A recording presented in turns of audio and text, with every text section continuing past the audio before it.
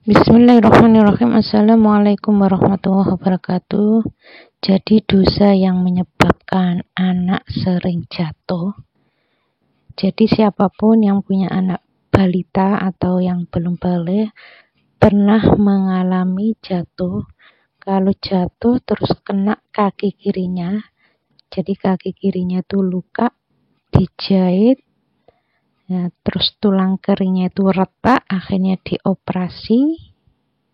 Jadi kalau sampai operasi ada yang retak atau jahitan, kemudian jatuh, itu insya Allah si ayahnya atau ibunya punya keinginan yang kuat. Nah, itu biasanya kalau diberi masukan orang tua atau mertuanya itu ngeyel ya, dan tidak digubris.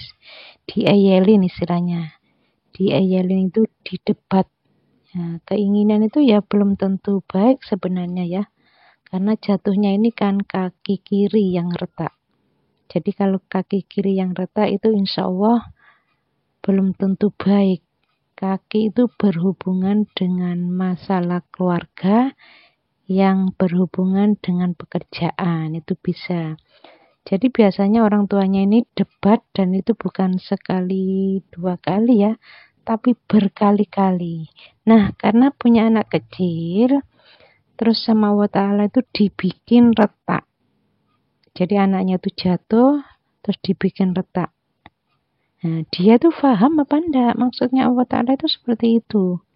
Agar orang tuanya itu kembali ke jalan Allah. Kembali ke jalan Allah apa maksudnya ya? Yang selama ini ngeyel ya sama orang tuanya, kalau diberi nasihat itu ya berhenti, jangan ngeyel. Maksudnya Allah itu seperti itu. Ya, si adik menderita seperti itu ya Allah tidak berbuat zalim ya. Itu kan akibat dari kesalahan orang tuanya yang sering bentrok ya. Jadi antara orang tua dengan kakek neneknya insya Allah seperti itu. Bagi Allah ya nggak apa-apa. Si anak itu kan milik Allah ya. Karena memang orang tuanya ngeyelan, ya sudah dibikin seperti itu. Manusia itu ya begitu itu ya, kalau sudah punya keinginan itu biasanya ngotot ya. Ya padahal ya belum tentu keinginannya itu baik. Mengapa kok gak orang tuanya saja yang begitu ya? Nanti suatu saat ya bisa aja orang tuanya dibikin seperti itu. Orang tuanya kena. Jadi yang selama ini dibikin anaknya jatuh, terus sampai mengalami retak, tulangnya itu retak, sampai operasi, kok masih belum paham, masih ngeyel, bahkan ngeyelnya bertambah, ya biasanya ya dirinya yang kena. Jatuh dari motor, terus meninggal dunia ya. Kalau dilihat sama Allah Ta'ala, orang ini sudah gak manfaat, terus imannya juga gak manfaat untuk imannya, ya terus ngeyelan terus sama orang tua yang gak baik, ya akhirnya dibikin ya mati aja, ya seperti itu. Ini kan hanya gambaran ya. Jadi kalau ini peringatan dari Allah Ta'ala, ya harus paham ya. Ya manusia itu kadang-kadang ya seperti itu ya. Kalau diberitahu itu ya, lah ngomong apa ya. Seperti itu. Ada orang itu diberitahu ya malah ngomong gitu ya. Jadi kalau anak jatuh itu petunjuk agar orang tuanya itu paham. Tapi dia tidak paham, tidak melihat kalau itu petunjuk dari Allah Ta'ala, malah dia eyelin, ya sudah.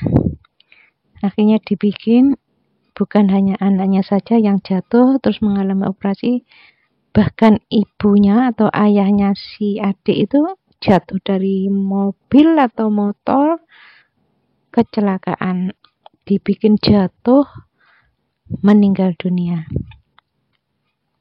Jadi anak jatuh itu termasuk salah satunya itu adalah petunjuk. Jadi semua hal yang ada di sekitar kita itu menjadi petunjuk agar orang itu bersyukur pada Allah Ta'ala. Jadi semuanya ya seperti itu. Kayak umpamanya ya lihat YouTube saya, ini kan sebenarnya petunjuk ya, tinggal orang itu mau apa enggak. Jadi kalau orang itu enggak mau, lah ngomong apa, ini ya enggak apa-apa ya. Bagi saya ya enggak apa-apa. Ya nanti taunya kan di akhirat ya. Jadi setelah di yaumil hisab nanti baru tahu, oh ternyata benar ya apa yang diomongin ya. Ya, karena apa? Karena ini penelitian ya, dan ini benar-benar akhlak yang saya amati dari Rasulullah itu seperti itu. Jadi semua tubuh ini alat kita, alat di mana seseorang itu ya nanti kalau di akhirat yang disiksa itu tubuhnya. Jadi kalau tubuhnya disiksa berarti ada kesalahan setiap saatnya di dunia ini, ada kesalahan yang belum dimohonkan ampun pada Allah Ta'ala. Semua tubuh ini alat kita. Jadi kalau sudah dimohonkan ampun di akhirat ya nggak disiksa. Kalau belum dimohonkan ampun ya disiksa. Jadi setiap jengkal tubuh itu berhubungan dengan akhlak, perilaku, emosi, kemudian menyalahi ayat-ayat Quran ya. Ya.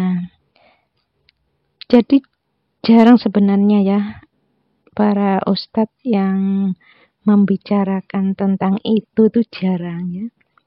Ya diizinkan oleh Allah Ta'ala Bunda bikin channel yang seperti ini ya, mudah-mudahan setelah tahu ilmunya kita ini kan bukan hanya disuruh baca sholawat saja ya, tapi disuruh mencontoh akhlak Rasul ya setiap harinya. Jadi bukan hanya bersolawat saja, tapi juga meniru akhlak Rasul. Agar mirip Rasul ya, walaupun kita tidak sesempurna Rasul ya. Ya mudah-mudahan video ini ada manfaatnya ya. Assalamualaikum warahmatullahi wabarakatuh.